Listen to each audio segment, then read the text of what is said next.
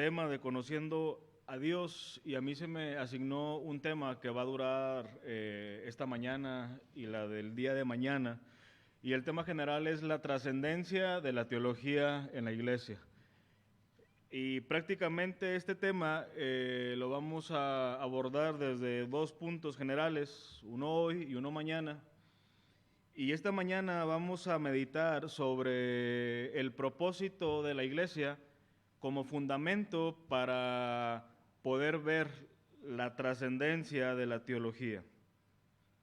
El propósito de la iglesia para poder tener un fundamento que nos lleve a reconocer la trascendencia de la teología. Y vamos a orar y empezamos en esta mañana. Señor, te damos gracias nuevamente por este tiempo que nos permites como pastores, hermanos, el meditar, el examinar, el pensar, Señor, en lo que tú tienes para nosotros y cómo esto puede seguir equipándonos como líderes en la iglesia para poder cumplir de manera eficaz el ministerio que nos has encomendado. Ayúdanos en esta mañana, Señor. Te lo suplico en el nombre de Jesús. Amén. Les decía, hermanos, que nuestro tema general es la trascendencia de la teología en la iglesia, pero hoy vamos a observar este tema bajo nuestro punto de el propósito de la iglesia como fundamento para poder ver la trascendencia de la teología. Y honestamente pensaba durante todo este tiempo, cuando supe que iba a enseñar, bueno, cómo poder desarrollar esto de la trascendencia, bajo el entendimiento que muchos de nosotros llevamos tiempo siendo enseñados, participando, predicando. Digo, bueno, ¿cómo podemos ver esa trascendencia? ¿Cómo nosotros podemos hacer que nuestras congregaciones realmente vean la relevancia de todo esto? Porque al ser hombres que servimos en la iglesia, tan habituados a esto, tan relacionados con todos los conceptos que escuchamos, que conocemos día a día, bueno, ¿cómo seguir viendo esto relevante? Y dentro de lo que pude entender y el Señor me dirigió, quisiera empezar con dos textos para poner un argumento en esta mañana.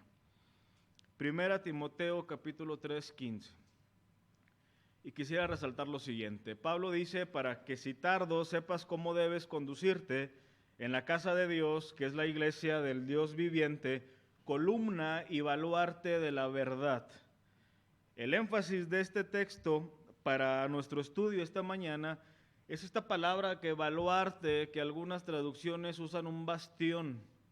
Un bastión. En pocas palabras, un bastión era aquel muro externo de algún edificio, normalmente en una esquina, que servía como fortaleza para sostener tal edificio. Y es usado en este pasaje para hacernos entender a nosotros que la iglesia es el edificio donde Dios ha delegado la responsabilidad de divulgar, de sostener su verdad. Su verdad, o sea, la iglesia es ese lugar donde se promulga, se predica, se enseña la verdad del Señor, la verdad de Dios. Y luego Judas 3 se nos dice cuál es nuestra responsabilidad con esa verdad. Se nos dice, amados, por la gran solicitud que tenía de escribiros acerca de nuestra común salvación, me ha sido necesario escribiros exhortándoos que contendáis ardientemente por la fe que ha sido dada una vez a los santos. Así que bajo un entendimiento general, la verdad de Dios es la revelación del Señor en la Escritura, y para la iglesia a partir más específicamente del Nuevo Testamento, y se nos demanda no solamente divulgarla, sino que defenderla, y de allí parto para que nosotros reflexionemos lo siguiente. Si han notado, hermanos, la mayoría de nosotros que servimos al Señor en nuestra región de Chihuahua, ya incluidos Torreón, Monterrey y ahora otros hermanos de Querétaro, La mayoría de todos nosotros, a excepción de algunos, somos muy jóvenes. Somos muy jóvenes y muchas veces he reflexionado sobre el ministerio que el Señor me ha dado, hacia dónde lo va a dirigir, sobre la iglesia en que en este tiempo el Señor nos ha puesto para servir. Y de pronto nuestras expectativas surgen y he pensado, y quizás tú lo compartas también conmigo, ¿cuál sería el tipo de iglesia en donde te gustaría servir? ¿O cuál sería la iglesia en donde te gustaría estar? Y muchas veces pensamos que quisiéramos dirigir la iglesia hacia un punto específico, y si somos líderes influenciados por este mundo, seguramente vamos a pensar únicamente en la iglesia como un medio para proyectar nuestra visión personal o para asegurar un estilo de vida. Pero si somos influenciados verdaderamente por una correcta espiritualidad, una cosmovisión cristiana, vamos a ver a la iglesia como ese lugar que el Señor creó para que su verdad sea divulgada, expuesta, predicada. Y algo que yo entiendo es que a medida que vamos avanzando un poquito más en conocer a Dios, algo que pasa es que nuestra percepción, nuestro amor y nuestro servicio por la iglesia de Cristo va creciendo constantemente.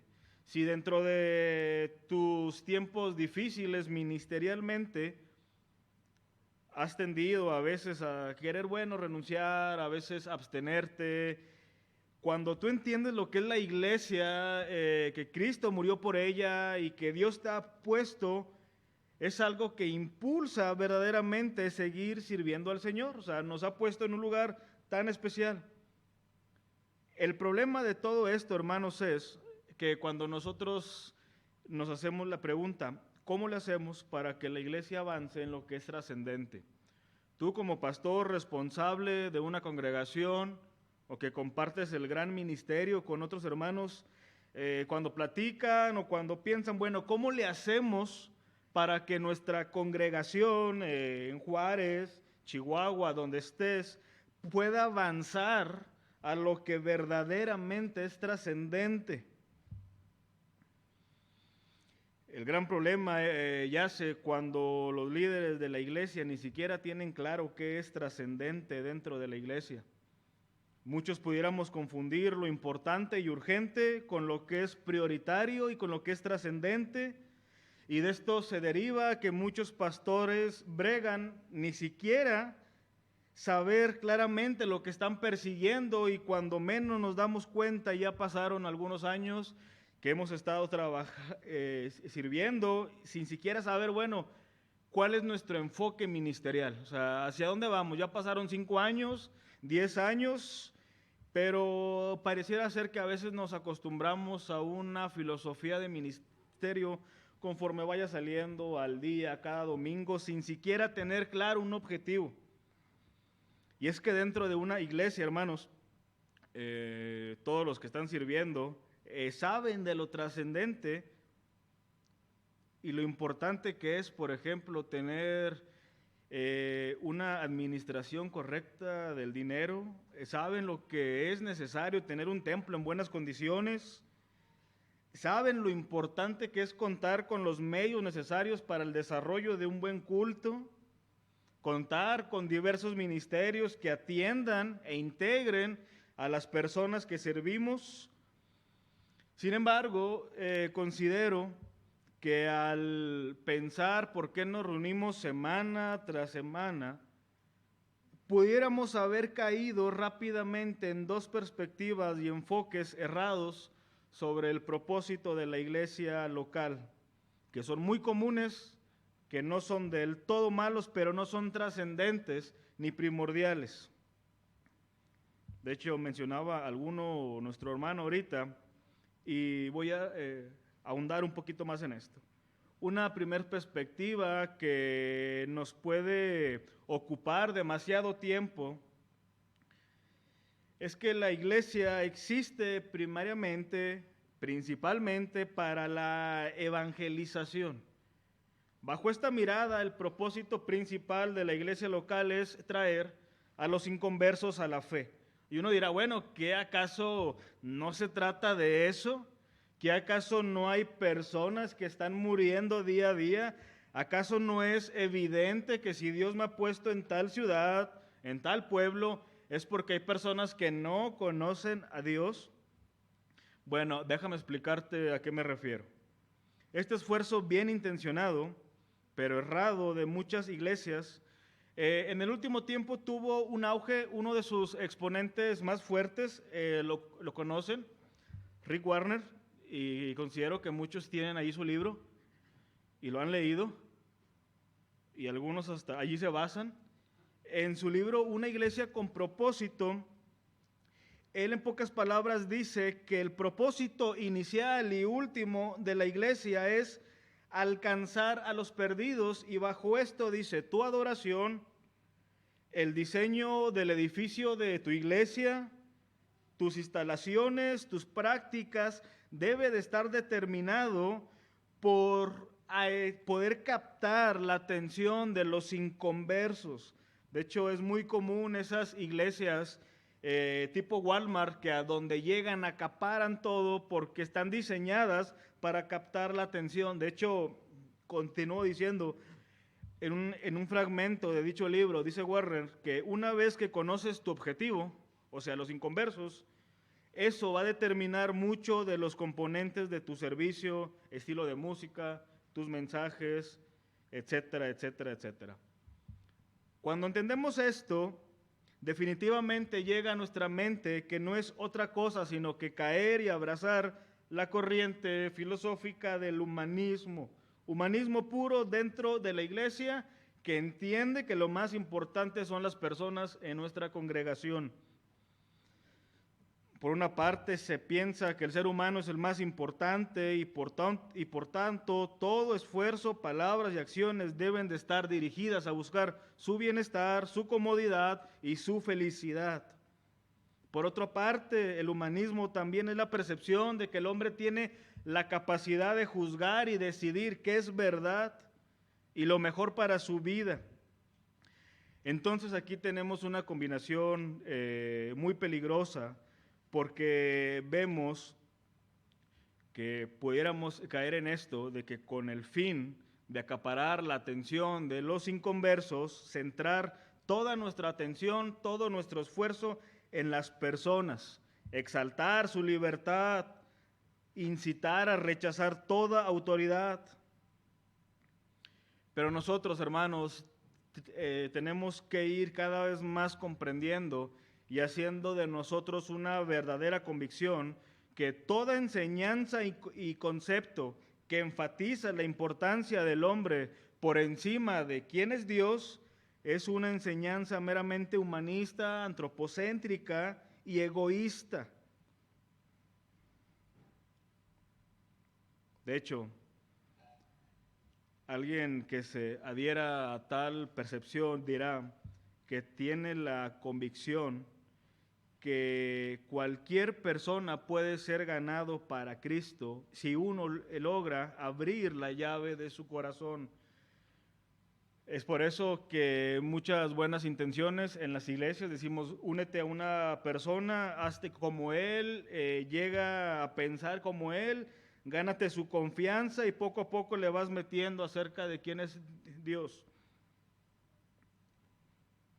Pero sabemos que esta búsqueda es egocéntrica, condenatoria e ignora las Escrituras. Charles Spurgeon, aunque vivió muchos tiempos atrás, antes de que esto tomara gran auge, dijo la frase célebre: creo que una razón por la que la iglesia de Dios en este momento tiene tan poca influencia sobre el mundo es porque el mundo tiene mucha influencia sobre la iglesia. Y nuevamente dice: la iglesia que al mundo más le agrada, sin duda, es precisamente la que Dios detesta. Y esto sirve para nosotros como inicio, porque en esta etapa de nuestro ministerio es digno el cuestionarnos, bueno, ¿cuál es nuestro enfoque ministerial de cómo estamos haciendo la iglesia, nuestros servicios, nuestras predicaciones, nuestra manera con las personas, qué es lo que está evidenciando. El problema con esta perspectiva es que erra e ignora lo que dice, por ejemplo, Jeremías 17:9, que engañoso es el corazón más que todas las cosas y perverso. ¿Quién lo conocerá? El hombre que no conoce a Dios, alguien que no ha sido verdaderamente regenerado, lo veíamos hace un momento y lo conocemos y creo que es una convicción de todos nosotros, está incapacitado para saber realmente cuál es su más apremiante necesidad. Esta perspectiva también no cree en el poder del Evangelio, no cree en la suficiencia de la palabra. Es por tanto que antes de descansar verdaderamente que la palabra de Dios es viva y eficaz, se pregunta, bueno, ahora ¿qué podemos hacer para alcanzar a las personas? ¿Qué podemos hacer? En segundo lugar, otra perspectiva errada del propósito principal de la iglesia es que la iglesia local existe para los cristianos. La iglesia local existe para los cristianos. Según esta mirada, el propósito de la iglesia es servir a las necesidades de los cristianos. Muchos dentro de nuestras iglesias pudieran pensar, ¿por qué desgastar tanto tiempo por ejemplo, en ciertas conferencias evangelísticas o ciertos esfuerzos muy comunes hasta en algunas iglesias de que se dice sábado es de evangelismo, miércoles es de visitar a hermanos y tal? ¿Por qué desgastar ese esfuerzo cuando todas nuestras energías deberían de ser dadas para interiorizar la iglesia, para ver a nuestros hermanos, fortalecerlos? De hecho, aunque pareciera correcta esta perspectiva de enfocarnos en el correcto discipulado, erra porque la edificación de los santos no reposa en satisfacer las necesidades de nuestros hermanos de la congregación. No se trata de ver cómo podemos hacer sentir a nuestros hermanos más cómodos, de tal manera que arraiguen una identidad aquí por nuestro trato. Sin perder la línea de pensamiento, hermanos, que intento dar, no es que estas cosas en sí mismas erren, sino estoy hablando de propósito. Cuando nuestro propósito como iglesia es esto, meramente erramos, nos desviamos. Una iglesia que asume esta perspectiva reformula el consumismo de lo que acabamos de mencionar y prácticamente, como dice un escritor, cuando la iglesia es solo un producto más para comprar o dejar en la repisa, entonces es el marketing y no la teología lo que se convierte en la fuerza impulsadora de su vida. Bajo una iglesia que se enfoca únicamente en las necesidades de la iglesia, es que han tomado tal relevancia las frases de que nuestros propios congregantes digan, me voy de esta iglesia porque no me gustó la alabanza, no me siento cómodo, no es el trato, no me atienden. Un énfasis excesivo en satisfacer las necesidades de nuestros hermanos pudiera causar que mengue la gran comisión, que mengue el verdadero propósito de lo que es la edificación y la capacitación de los santos. Sin embargo, hermanos, dentro de todo lo importante y urgente de una iglesia, dentro de todo lo que se tiene que hacer, a veces pensamos, o en lo personal yo he pensado, ¿cómo le hacen las iglesias en donde solamente hay una persona que está sirviendo? Ese hermano se tiene que encargar de saber si su iglesia está al tanto con todo lo legal, con todos los servicios, con todo el mantenimiento, cómo están los hermanos, y aparte pues el domingo estar predicando. ¿Cómo le hacen para ocupar todo lo que es importante dentro de una iglesia? Porque hay cosas importantes, pero dentro de todo lo importante hay algo que es trascendente, y lo es porque esto va a ser lo que dará el enfoque, los matices, las diversas aristas de nuestros ministerios y por supuesto que estoy hablando que lo trascendente en nuestra iglesia, por encima de alcanzar a los perdidos, y ahorita voy a decir por qué, y por encima de atender al hermano que ya fue salvado, es el contenido de la teología de nuestra iglesia. Nada puede ser más prioritario que darle sumo valor a lo que una iglesia cree y enseña. Nada puede ser más prioritario que lo que una iglesia cree y enseña. Observen lo que dice Jeremías, capítulo 9, 23 y 24.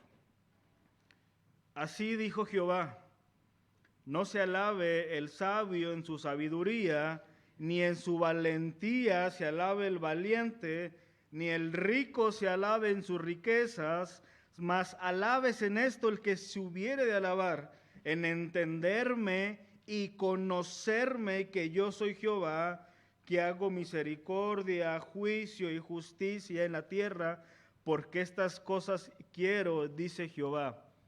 Y en nuestro texto, es decir, bueno, ¿cómo pueden conocerme que yo, el mismo Dios que ejerce juicio, soy el mismo Dios que ejerce misericordia y que ejerce justicia? ¿Cómo puedes explicar esto? ¿Cómo puedes explicar que un Dios totalmente inalcanzable sea una persona que haga misericordia, pero que esa misma persona hace juicio y hace justicia?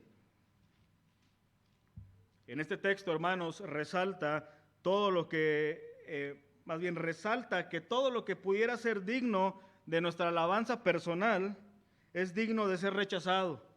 Habla de riquezas, habla de valentía, pero todo esto es algo intrascendente. Y si hubiera algo permitido por Dios dentro del marco correcto, de lo que nos pudiéramos gloriar es que conocemos al Señor, o que vamos camino a conocerlo cada día más. Y pienso que este texto nos impulsa de la misma manera a reflexionar sobre nuestra iglesia. ¿Cuál es la gloria de nuestra iglesia? ¿De qué nos pudiéramos gloriar como iglesia? Nos pudiéramos gloriar de nuestro edificio, de los ministerios que hacemos, de como algunos informes que esta semana ganamos, como se dice comúnmente, tantas personas para el Señor. ¿De qué nos gloriamos como iglesia? Pudiéramos tener la misma actitud al evaluar qué tanto nuestras iglesias verdaderamente conocen a Dios. Estamos convencidos que estamos haciendo lo necesario para que todos los que nos escuchan o todos los que están dentro de nuestras congregaciones vayan perfilándose para que su entendimiento sobre Dios vaya en aumento.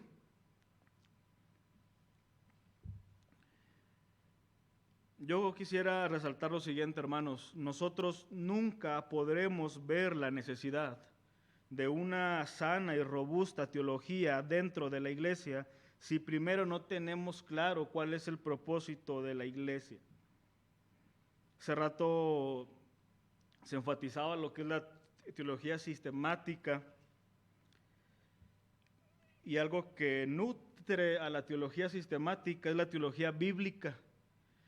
O sea, para poder llegar al punto de que nuestra congregación desarrolle, tenga las bases de una teología sistemática, que tenga el entendimiento sobre quién es Dios en cada asunto de la vida, necesitamos desarrollar teología bíblica.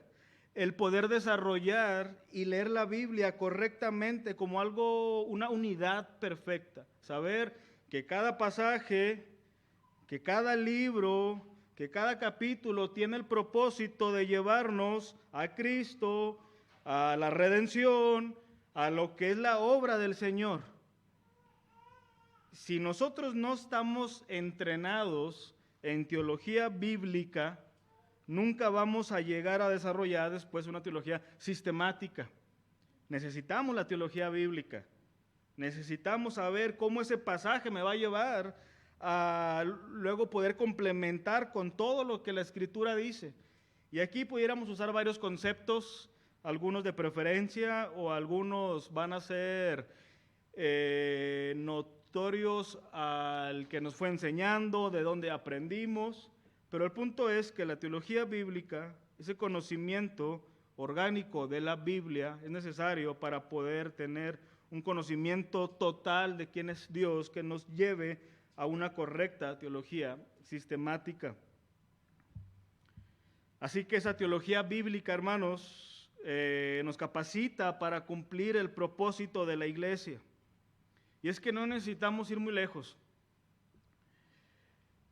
Quizás pudiéramos caer en el error de participar de una iglesia donde pudiéramos estar capacitando aparentemente bien a nuestros hermanos,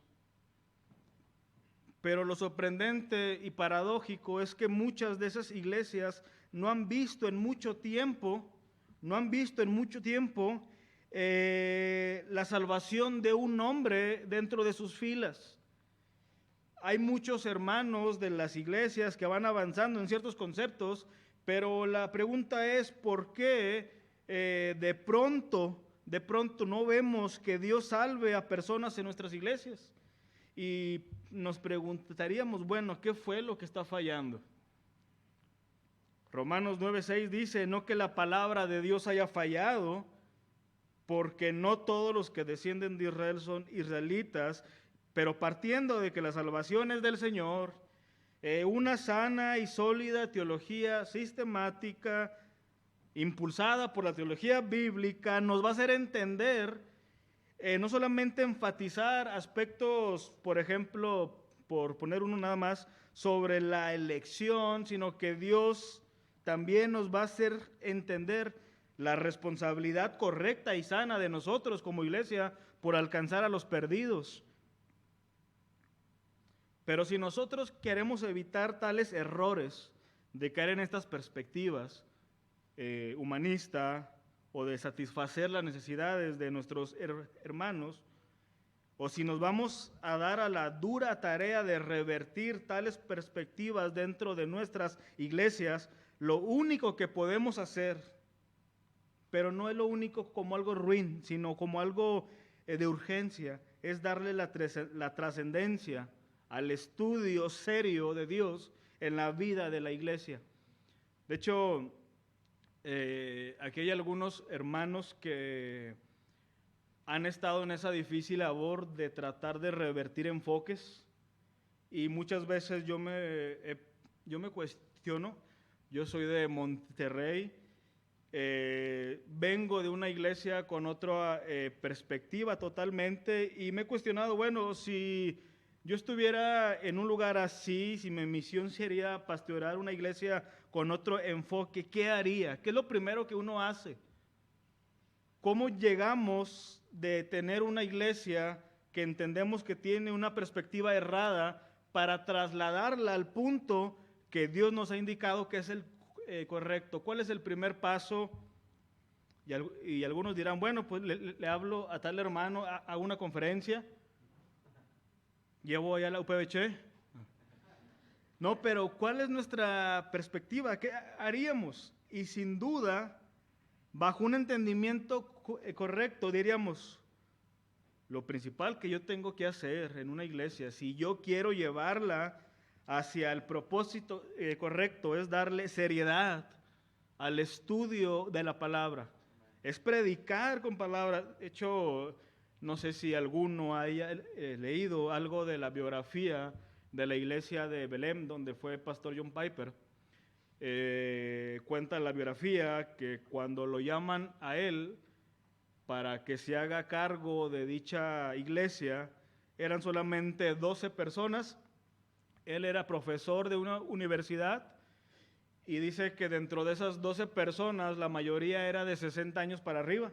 Entonces él, con el entendimiento de lo que era correcto, dice, bueno, ¿qué hago?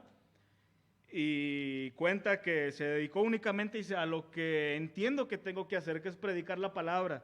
Y Dios soberanamente pues obró y fue una iglesia muy usada por el Señor.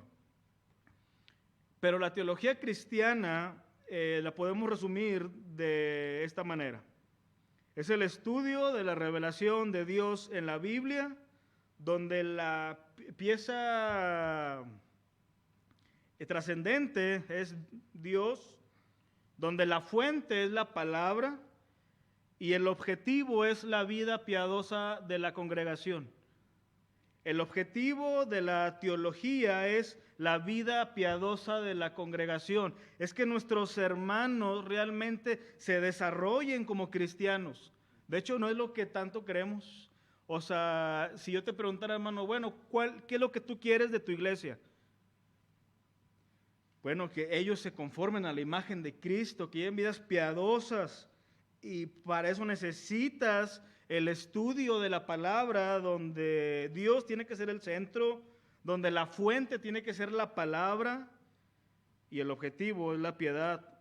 David Wells ha dicho que la teología es el esfuerzo sostenido de conocer el carácter, la voluntad y los actos del Dios trino según Él los ha desvelado e interpretado para su pueblo en las Escrituras, con el fin que podamos conocerle, aprender a orientar nuestros pensamientos hacia Él, vivir una vida alejada de este mundo y poder proyectar su verdad en nuestros pensamientos y en nuestros actos según nuestra cultura y tiempo.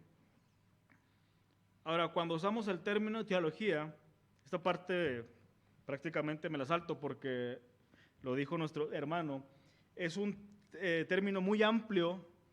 Y hecho, este término inicialmente no fue algo que surgió de la fe cristiana, ya se usaba antes del cristianismo, pero la teología pues tiene sus divisiones, ya las mencionamos, la cristología, neumatología, hermeteología y algunas más. Pero bajo todo esto, algo relevante para nosotros, hermanos, y como pastores, y es algo que tenemos que enfatizar para nuestros hermanos de la congregación, es lo que mencionaba hace unos años el pastor presbiteriano Sproul. Todos somos teólogos. O sea, todos tenemos un concepto de Dios. Y por supuesto de que no se refería en términos académicos.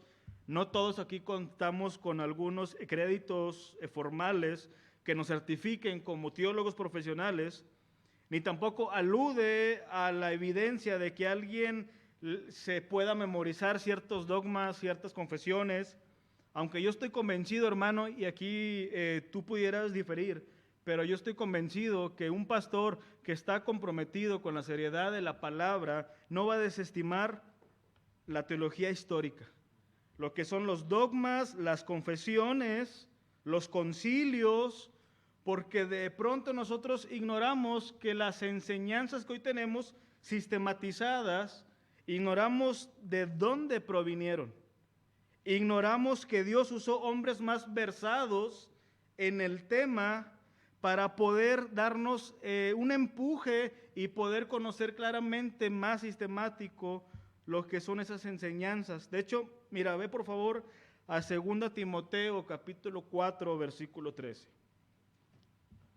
Este es un texto que muchas veces, hermanos, me ha causado el pensar mucho. 2 Timoteo, por favor, 4:13.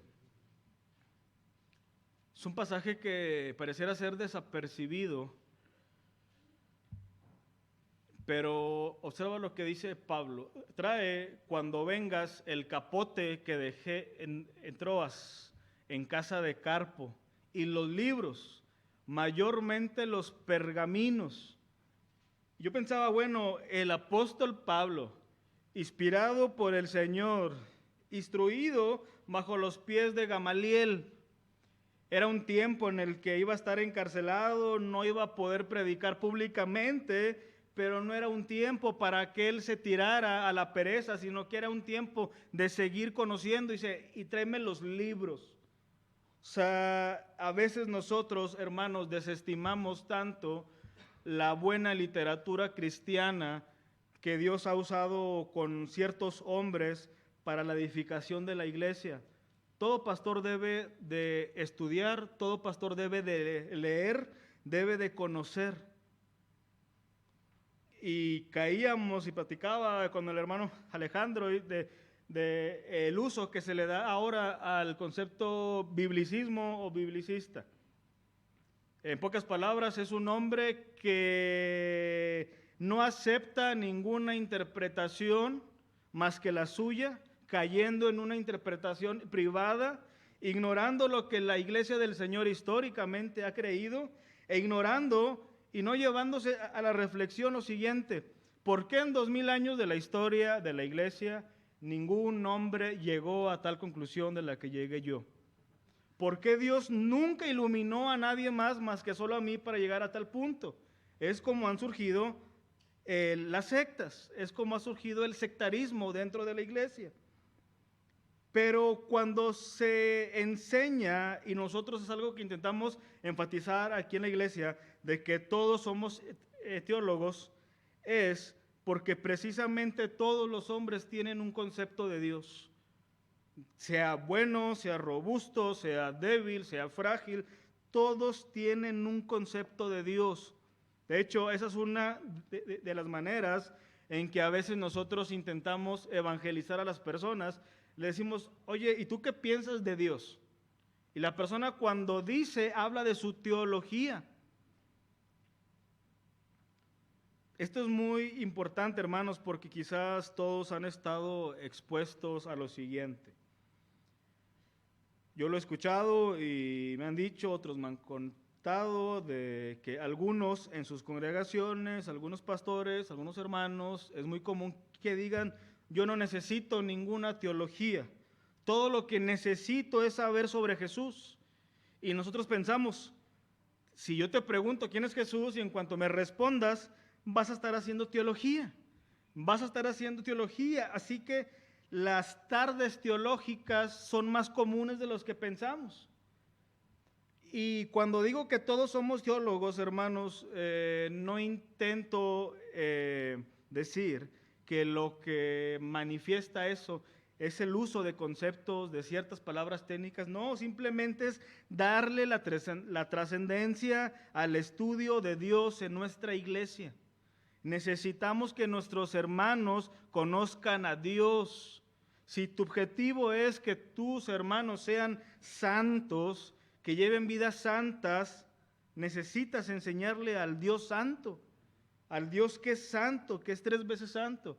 No necesitamos imposiciones, no necesitamos regaños moralistas, necesitamos qué es la santidad de Dios y qué implica para nosotros. ¿Cuál es la trascendencia para una iglesia en el aspecto de estudiar teología?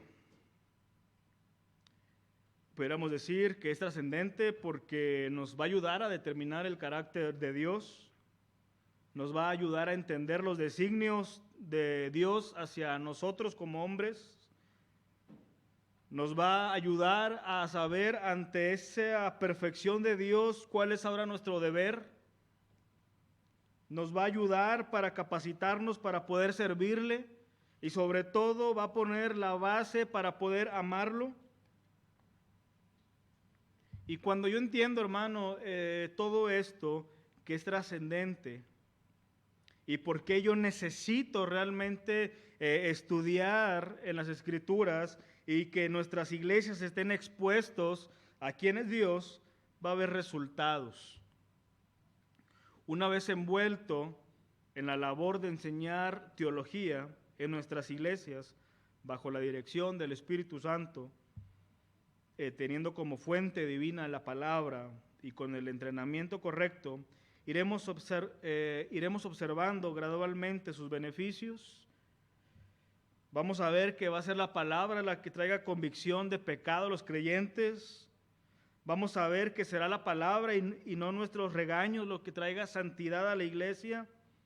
Y sobre todo va a ser lo que nos permita entender el propósito de la iglesia. Esta última parte, hermanos, vamos a ver el resultado de una iglesia sólida teológicamente. Y con esto culminamos esta mañana. La Biblia no calla respecto al propósito y la centralidad de la iglesia local. Aunque suene muy trillado, Y aunque suene como parte de un argot ya cristiano, la iglesia local existe por Dios y para Dios. La iglesia local existe por Dios y para Dios. De hecho, pudiéramos decir que la iglesia es el espejo que refleja el brillo del carácter divino. La iglesia es el lugar más preciado de la tierra, como diría Spurgeon. La iglesia es preciosa por muchas razones, principalmente porque Jesús murió por ella. Pero Cristo la ama, yo debería amarla, yo debería amar a los que pertenecen y yo debería de participar en que los hermanos de nuestra iglesia alcancen ese propósito. Si la iglesia es la gran escena en la que las perfecciones de Dios se muestran al universo, cuando nosotros verdaderamente estamos comprometidos con el estudio serio de la palabra, vamos a ir comprendiendo que la iglesia local existe por Dios y para Dios, que la meta no es meramente los perdidos o los cristianos, sino que la meta de la iglesia es glorificar a Dios. Y cuando yo asumo eso, todos los demás propósitos van a caer en su orden correcto. Yo voy a entender que si la iglesia existe para glorificar a Dios, un medio es el sano evangelismo, un medio es el sano discipulado, un medio es la correcta atención a los creyentes, pero no al revés. De hecho, me encanta la cita de John Piper en su libro Alégrense las Naciones. Dice lo siguiente: la obra misionera no es la meta final de la iglesia, lo es la adoración. Las misiones existen porque la adoración no existe. La adoración es absoluta, no así las misiones, porque Dios es la medida final de todas las cosas, no el hombre. Cuando termine esta era y los incontables millones de redimidos doblen sus rodillas ante el trono de Dios, las misiones se acabarán. La obra misionera, dice, es una necesidad temporal, pero la adoración permanecerá para siempre. La adoración permanecerá para siempre. Así que necesitamos la teología, el estudio serio de la palabra, como medio que nos impulse para habilitar a nuestra congregación para la búsqueda correcta de la glorificación de Dios. Y es que va a pasar algo, hermano, si usted no está comprometido con el estudio de Dios, por consecuencia, lo principal va a ser las personas, los hombres. Sus sentimientos, sus necesidades emocionales, por tanto, surgen y les dan auge enseñanzas terapéuticas, psicológicas, moralistas, humanistas, porque yo voy a asumir que lo importante y el propósito son ellos y no Dios. No estoy abogando ni afirmando para que el evangelismo mengüe o las misiones mengüen, sino para que Dios pueda ser magnificado por todos nosotros. Dios es celoso de su gloria. Mira lo que dice, hermano, Isaías 48, 9 al 11. Por amor de mi nombre diferiré mi ira, y para alabanza mía la reprimiré para no destruirte. He aquí te he purificado y no como a plata, te he escogido en horno de aflicción. Por mí, por amor de mí mismo lo haré, para que no sea mancillado mi nombre, y mi honra no la daré a otro. Dios es tan celoso de su gloria.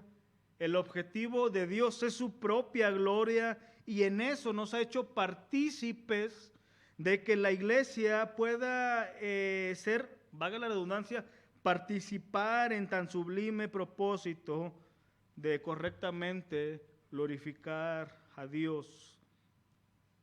Esto lo va a explicar mi hermano Abraham. Simplemente digo que el deseo de glorificar y exaltar al Señor es lo que nos debe de consumir.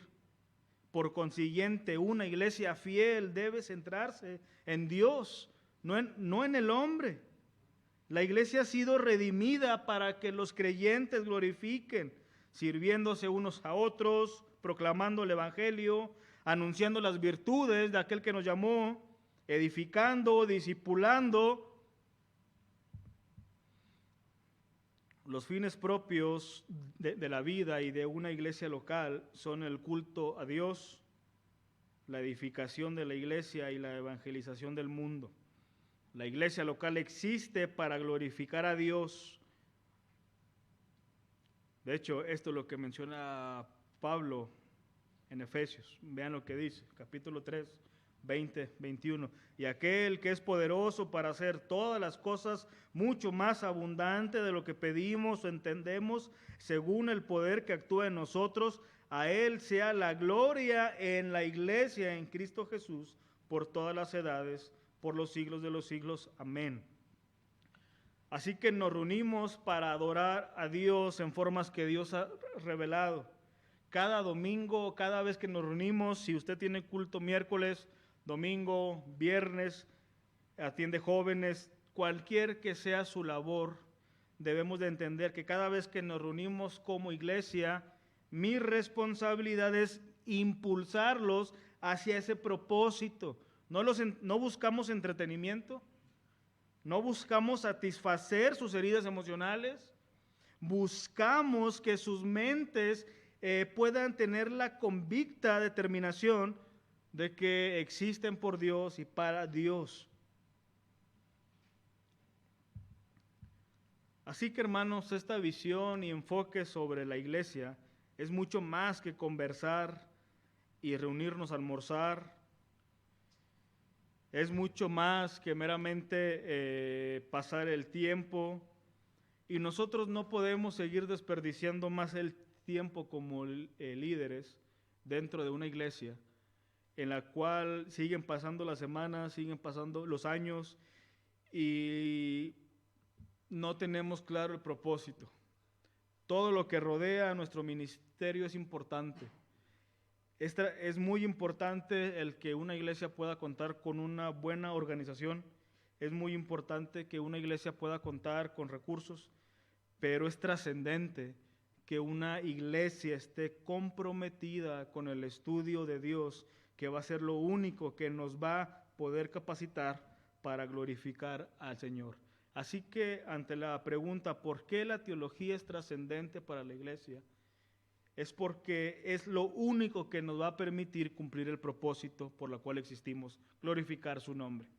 Ese es mi argumento en esta noche, hermanos, y mañana vamos a estudiar la utilidad de la teología contra las corrientes de este mundo, por qué nuestros hermanos, a pesar de que a veces enseñamos bajo lo que Dios nos da, el entendimiento, por qué no avanzan, por qué siguen en un estancamiento.